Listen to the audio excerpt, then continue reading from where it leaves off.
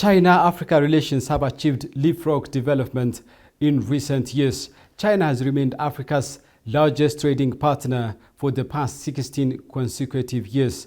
China has established a strategic relationship with almost all African countries that have diplomatic relationship with it.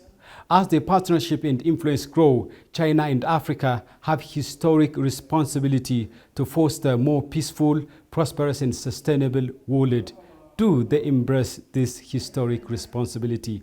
My guest for today is head of the mission of China to the African Union, Ambassador Jan Fun. Do stay with us. Ambassador, thank you very much for your time and collaboration indeed. Thank you. Ambassador, as you know, the world is facing serious threat to its peace and stability. What efforts have China and Africa made so far to preserve global peace and stability?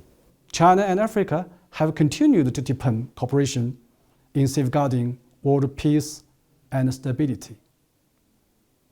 China and Africa have coordinated and collaborated closely on major regional and international issues such as United Nations reform, climate change, the 2030 Agenda for Sustainable Development, and counter-terrorism.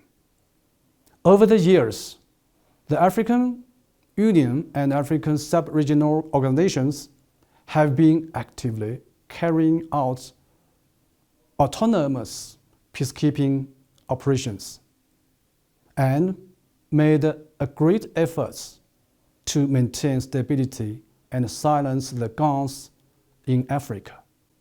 China has consistently helped the principles of African people solving African issues in the African way and firmly supports Africa in enhancing its capacity for autonomous peacekeeping and stability maintenance.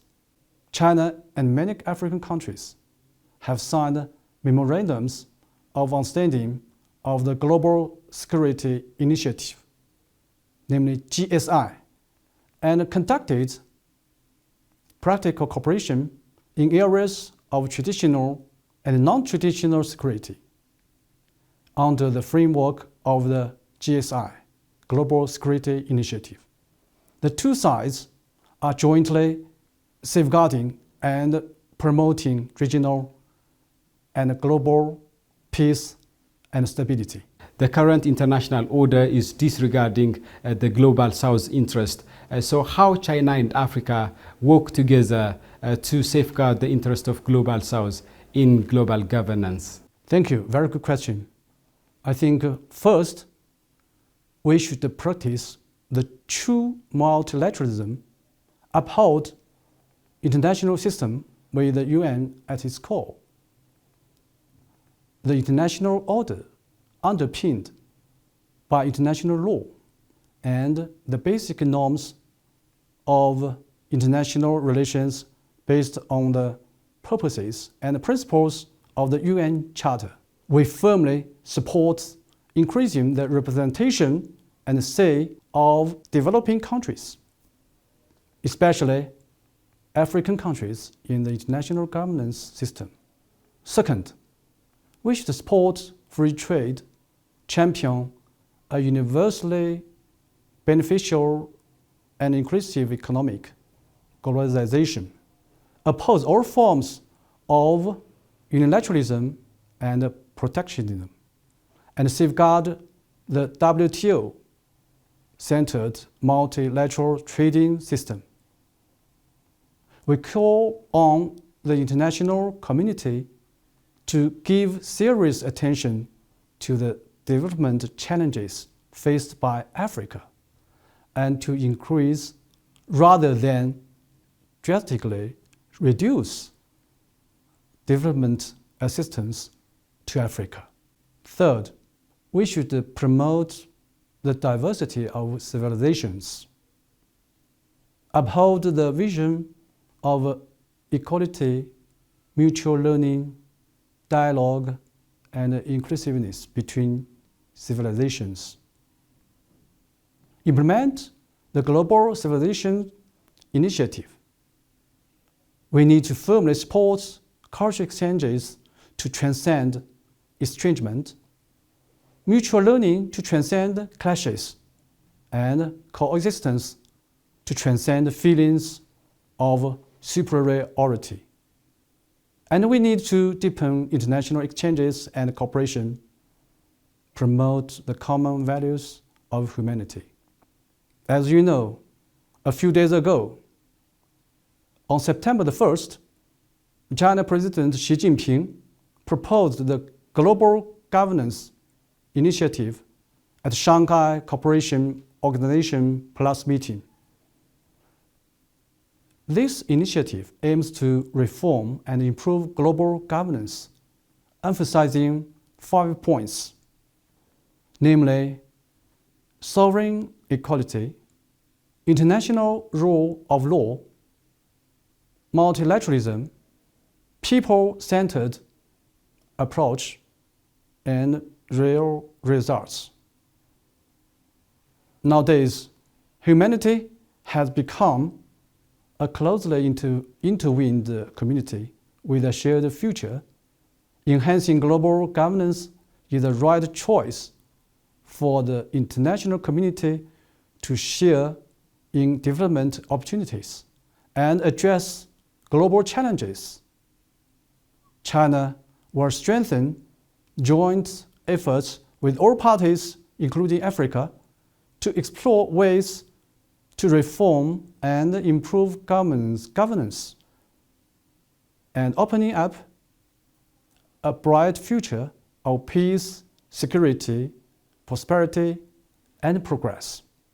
Ambassador, as a matter of fact, China has achieved miraculous development and prosperity over the past few decades. And many African countries have also achieved fast economic growth. But African countries still needs more collaboration, more cooperation, and more partnership with countries like China.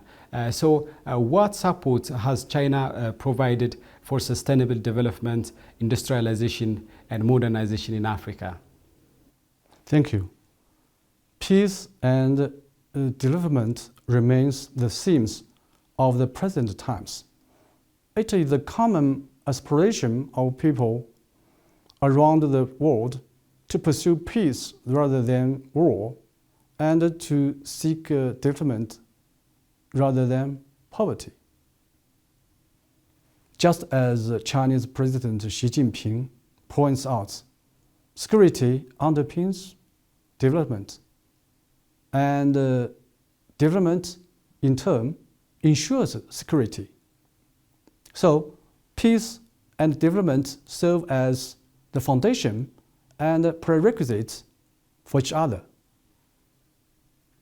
No matter how the international landscape may change, China will always stand firmly with Africa, provide strong support for Africa's modernization, and in this process, be Africa's true friend and reliable brother in the pursuit of development.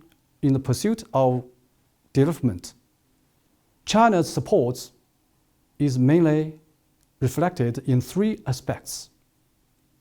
First, sharing with Africa China's experience on development and supporting African countries in pursuing modernization path in the context of their own national conditions.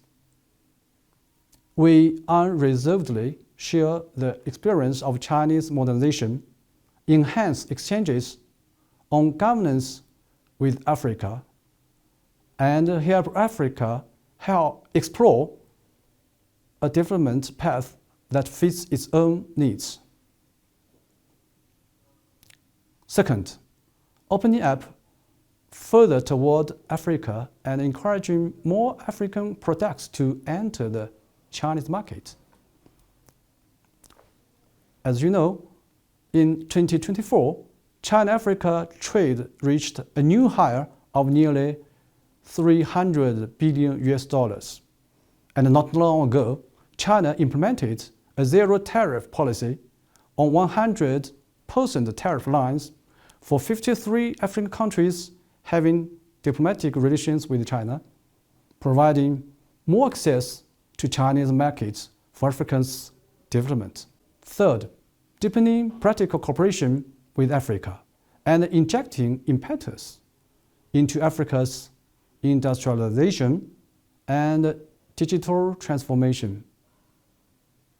China has launched a number of initiatives, such as the Initiative to Support Africa's Industrialization, promoted alignment of development strategies, and high-quality Belt and Road cooperation, and enhanced cooperation in such key areas as green industry, e-commerce, and technological innovation.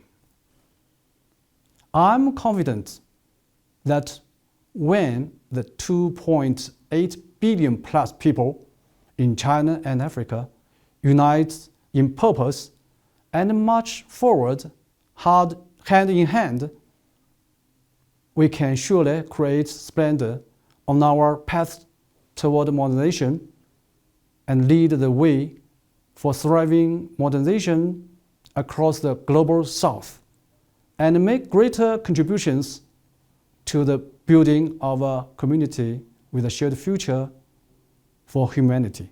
Ambassador Jan Fun, head of the mission of China to the African Union, thank you very much for your time, and I hope I will see you in another interview. Thank you very much.